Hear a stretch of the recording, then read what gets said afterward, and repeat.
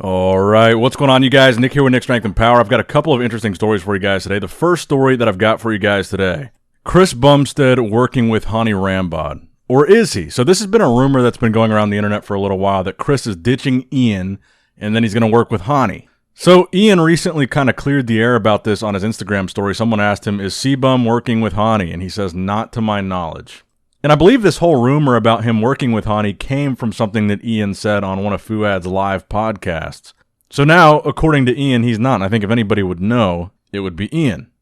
So I think this whole thing is really rather an interesting discussion because I do know that behind the scenes, Chris and Hany have been talking. But as far as I know, there's no official plans for Hany to coach or prep Chris. Now, the reason why I find this interesting is whatever capacity they've been talking, or if this is a conversation that's happening about potentially coaching Chris in the future for this Olympia prep, whatever it might be, even though Ian right now is saying he's not, if it did happen, it kind of makes me wonder why. Because if you look at Chris and you look at the past few years that he's been winning the Olympia, really, what does Chris need to improve on or change? He's already made really significant improvements from year to year, and I think that's the main reason why he won his first title. He's been pretty consistent with his conditioning. He's been pretty consistent with seeming to fit what the classic physique category is really looking for in a physique.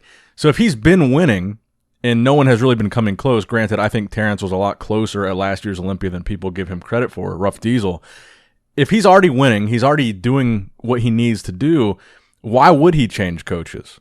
What would he need to change?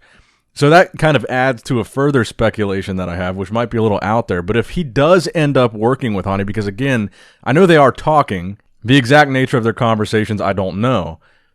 But I think if Chris did end up working with Hany, it would suggest more fuel to this rumor that Chris might one day move to men's open bodybuilding. Because obviously, Hany is one of the best coaches to ever do it. His track record speaks for itself. Ronnie Coleman, Jay Cutler, Phil Heath, now Hadi Chupin, Derek Lunsford. He had an amazing transformation with Derek.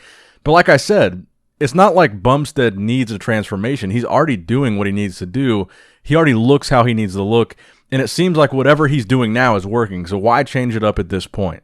Because at this point in his career, it almost seems like more of a liability and a risk than the potential upside that he might have by working with Hany. And again, Hany's a great coach, but again, what does Chris need to change unless he's switching to open eventually? Now, that would be, I think, a really cool outcome, is Chris goes to Hany to help him move up to open, and that's a scenario I could see. But Chris going to Hany to continue his reign in classic physique really never made sense to me and doesn't make sense, and that's why I never really bought into the rumor that Chris was going to be working with Hany for classic, because again, why would he? Because that's kind of what Hany is known for, is taking guys to the next level. He took Derek to the next level. He took Hadi to the next level. He brings guys that are trying to win closer to win and then winning. But Chris is already winning. He's already gotten to where he wants to be. I actually think a really good client for Hany, and I've said this before, would be Nick Walker. Nick Walker is a guy that I think could benefit from switching things up, working with one of the best coaches in the game, and trying to improve his placings, because I don't think Nick right now is where Nick wants to be. Nick wants to obviously, well, his goal is to win the Olympia, and he hasn't won it yet. So working with Hany for a guy like Nick Walker would make sense. With Chris, it never really did. So let me know what you guys think in the comment section below. Do you think Chris will work with and is working with Hany for classic physique, or do you think if he does work with him, it's going to be for something else like men's open bodybuilding? Just a little speculation, but it's a fun little story to play around with. Now, next up in the news, this weekend's show is the Mr. Big Evolution, aka the Portugal Pro. We got an updated competitor list to include some more names, two noteworthy names on that list, including both of the Andreas, Andrea Musi and Andrea Presti. So the new full list is 13 competitors. This was updated yesterday. You've got Morgan Asti, Tim Budashim, Roberto Bonomo, Peter Clancier, Sergio Lima, Pablo Lopez Munoz, Andrea Musi, Sem Nazim, Andrea Presti, Fabio Romagnolo, Sarham Sarhan, Vladislav Sukarucho, and Antonio Valero Tunenberg. So even with this updated list now, I'm definitely looking at both Andrea Musi and Presti as possible guys that would place ahead of Morgan Asti, but I still stand by what I said. I think Tim Budashim, Peter Clancier, and Vlad Sukaruchko are like the top three guys that I'm looking at right now. Probably put Presti in there. Maybe Peter Clancier, Presti and Vlad Sukarucha are kind of the guys that I think are really in contention to win this thing. So I wanted to include that in this video because I think the addition of those two names, specifically both the Andreas, they've been competing in a lot of these shows. They've been doing well, placing in a lot of these shows that they've done lately. I think that's definitely going to be something that's a factor in this lineup, especially considering the lack of, I don't want to say lack of depth because we do have some good competitors here, but I think these guys could be real factors in this Mr. Big lineup. And again, all these shows are important even if you're not very familiar with them because these are all Olympia qualifiers. Whoever wins this show is going to be added to the Olympia lineup, so it's very important whether you know a lot of these names, whether you know the show. These shows all add up to the end result of who's going to be at the Olympia. Now, next up in the news, I wanted to talk about this little situation, this rivalry that's been going on. I'm sure you guys probably saw a little bit of it yesterday. Bob Ciccarello calling out Fouad Abiad. So I wasn't entirely sure if enough people would care about this because it is kind of a niche thing to talk about, but I think that it's gaining enough interest now that I think it warrants a little bit of a conversation. So essentially, it was a long video that Bob put out on his Voice of Bodybuilding channel, and essentially, Fouad did a podcast. He was talking about the athlete's rep, which is Bob, and he basically was laying out some things that he thought would be good for the athlete's rep to do, and in doing so, in having these ideas, he also implied that Bob, the athlete's rep, who is the current athlete's rep, isn't really doing anything or making any changes that are significant to the athletes. So Bob, in his response, he was a little bit offended, and I think rightfully so, because he has done a lot as athlete's rep, and he has done a lot for bodybuilding in general. If you guys didn't know, he is pretty much responsible for the 212 division and 202 division even existing. So Bob talks a lot about the stuff that he did as athlete's rep, some of the things that he tried to accomplish and didn't work out, some of the things where they fought for more money for the athletes, the first attempt to try to get some kind of union for the athletes, how he got health insurance for the athletes, all these different things that he did during his career that maybe Fouad didn't know. And then he goes on to kind of counter some of the points that Fouad made. So 3 of the points that really stuck out to me that Fouad made in his video were A, he said he wanted the same judges at every show.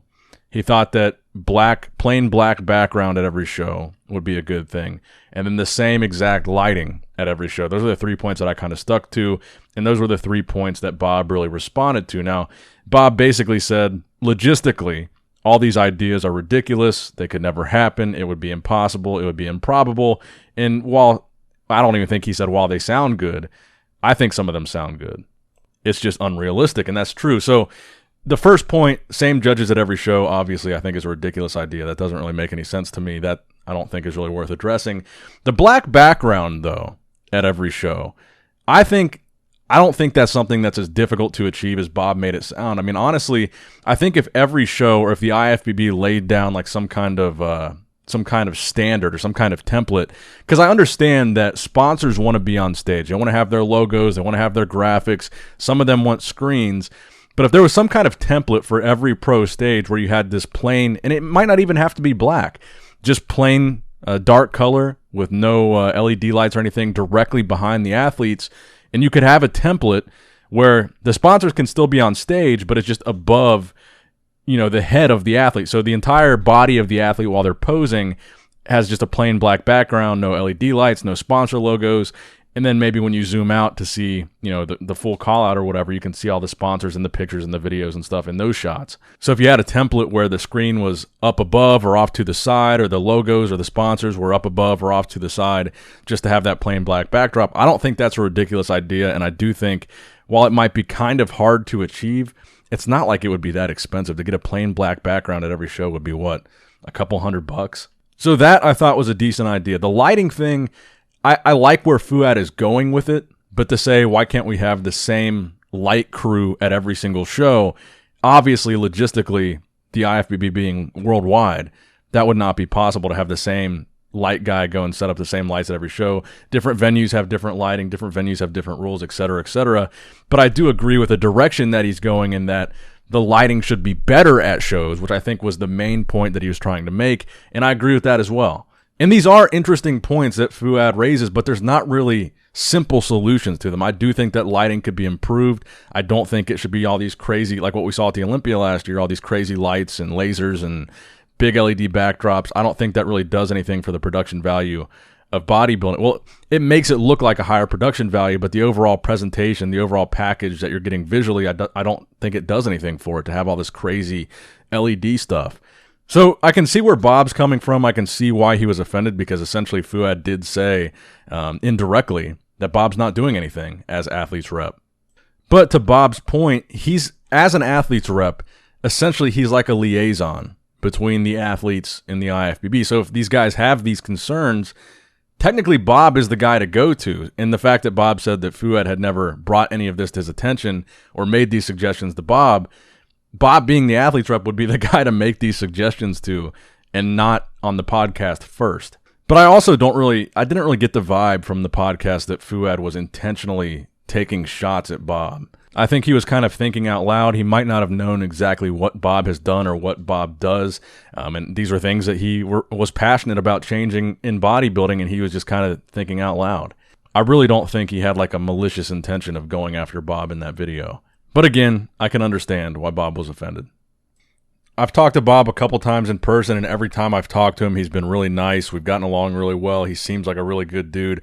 I've never met Fouad, but I've never had a problem with him either. So I think overall, I think Bob's idea of these two guys sitting down and talking and debating some of these things, I think would be the best thing instead of just going back and forth. I think a lot of times in this industry, there's a lot of ego and a lot of pride, and people just don't want to admit they're wrong. And a lot of times people just don't want to engage with somebody.